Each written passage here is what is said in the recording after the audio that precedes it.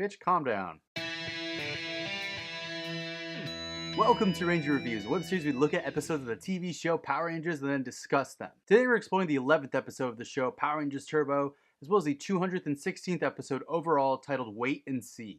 We begin this episode underwater on the ship where Rygog and Elgar are arguing about which direction they're actually traveling in. Apparently Elgar was left in charge by Divatox, but then they crash and here comes Divatox pissed off. Why was someone else put in charge? They explain that they hit something and Porto says that they hit Angel Grove's cliffs. Divatox is fed up with the Rangers being on Earth, so she's going to blow them out of the water. Water bomb puns. At the youth center, there's a ballet dance going on with Kat being a part of the troupe. Apparently, these are auditions, and Tanya is watching in support of Kat. Kat tells a girl named Myrtle, who is clearly a 70-year-old woman trapped in a 20-something body, how she did so great, and then she's just a total bitch to Kat about how she's so good. They walk over to the casting director, and she says she'll announce the cast in 5 minutes. That's fast. Kat walks over to Tanya, excited about the audition, and Myrtle walks over, talking about how Kat will get the part for sure, but not the lead because she's fat.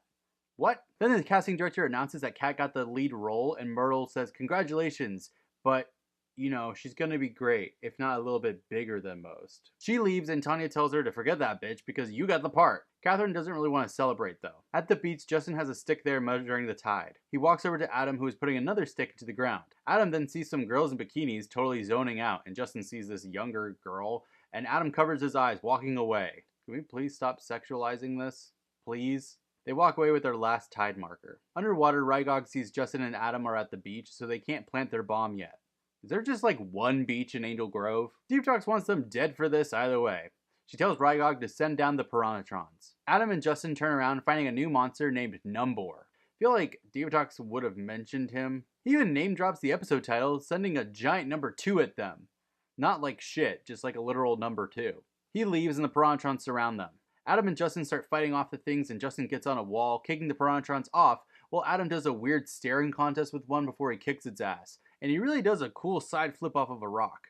They win, and Justin and Adam don't really get what Numbor meant by wait and see, and they see that he planted his own tide marker, and the tide is now higher than it was before, about 3 hours ahead of schedule. They go to check the other markers. At the youth center, Tommy, Kat, and Tanya are sitting there, and Tommy and Tanya are eating, but Kat is refusing to eat, saying that she wants to look her best for the dance. Tanya says that she's going to need energy for her performance, and starving herself isn't going to do that for her. Tommy then tries to be nice by saying that she got the part on talent, not because of how she looks, insinuating that she's actually fat. I mean, he tried. Kat says thanks, leaving, and Tommy and Tanya rush after her. And what's this? Tommy leaves money? Bulk and Skull are trying to stack dishes in a pattern that's advanced enough to prove that they're humans. They're also hungry, so they go for the leftover sandwiches from Tommy and Tanya, and we see that Divatox's periscope is coming out of one of the drinks on the table for some ungodly reason. The monkeys go over to eat, and Skull tries to use the periscope as a straw, and there's a reactionary scene in the underwater ship, which is pretty fantastic. Divatox is screaming about how loud the monkeys are, and when the monkeys get distracted by Stone, they take back the periscope, spraying Stone in the face with water. Underwater, Elgar says they can change the monkeys back to humans, but Divatox says no. God damn it. Numbor comes in and he says that Angel Grove is sinking 2 feet per hour, so they'll be drowned by nightfall. Divatox gives him a detonator, and Numbor is sent to attack Kat since she's already down. Kat is walking down the road, grabbing her stomach because she's really hungry, telling herself that she can eat after the ballet. Then Numbor shows up, hitting her with a beam after he types some numbers in on himself.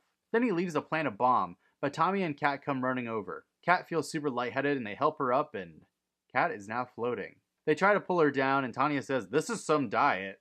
Bitch! Then a strong wind comes and it literally blows Catherine away.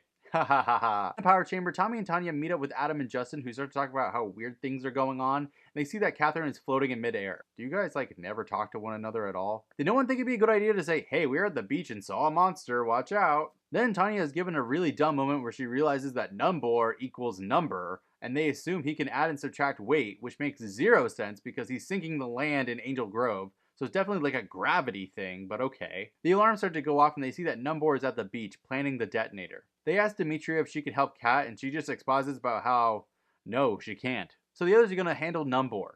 Shift into turbo. They arrive at the beach finding Numbor, and they spent forever talking, and then Numbor tosses a number 4 at them, causing an explosion.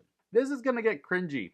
Adam takes him on solo, and Numbor adds weight to him, sinking him in the ground. Tommy goes for it, and he gets hit with the same thing. This is a weird attack, to be honest. Tanya takes him on and she does a lot of flips before she gets hit away. I don't know if it affected her weight. Justin has found the detonator, but then he becomes weightless like Kat and he starts floating in the air. Catherine is pleading with Demetra to just speak fucking English, and Catherine understands that it doesn't matter how she looks, and suddenly the spell is over. And Alpha calls her Toots? Catherine's on her way to help. Shift into turbo. Numbor is about to toss a giant 9 at the Rangers, and Kat comes running in, clearly just now morphing in this footage, and she does a cool pose. Kat then takes on Numbor solo, and she's really kicking his ass, and then he tosses a number 6, but it doesn't work for some reason. Then Kat literally grabs him by the legs and tosses him around through the air. She hits him down into a little part of the water. That was actually pretty cool, Kat. Divatox calls for the torpedoes to be fired, and they grow Numbor giants. The Rangers call it their Turbozords, forming the Turbo Megazord. Numbor then gets real weird. He says 1 times 2 equals 2, as in 2 turtle doves. Or ducks. Don't I just quack you up? And long story short, he hits them with giant rubber ducky laser things. Justin then fires at him from the chest beam, and then Numbor says, 3 is finally here, won't you lend me your ear? And he pulls out a giant human ear, only to toss it down, saying it won't do him any good. Am I high?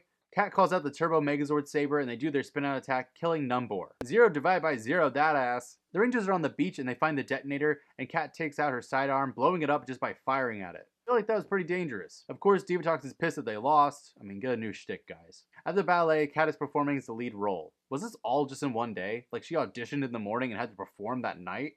God, I hope so, because it's just so stupid. The ballet is over and we see that Tanya and Stone are in the audience. Then the casting director comes up to basically say that Kat is the best thing to ever happen to dance and she's a skinny legend. The end. Over the credits, we actually get a cutscene of the monkeys dancing in Kat's ballet, dressed up as dancers. This episode was, for some reason, one of my favorites as a kid, but for the life of me, I couldn't tell you why. I mean, it's pretty terrible. I mean, good on Turbo to be tackling an actual issue with being self-conscious about your figure, especially if you're in a sport or competition. Unfortunately, they handled it horribly because Kat just learns this lesson and then that just like cures everything. I wish life were that simple, but I guess I don't know what else they could have done when you have to save the world and solve all of its problems in 20 minutes or less. Still pretty deflating. Also, I'd like to take this moment to point out that Alpha 6 is terrible. I feel like it's something that I've glossed over, but he calls Kat Toots at one point in this episode. That's how bad he is. Turbo needs to just stop while it's behind. So will next time get any better? Find out then, but until then, may the power protect you.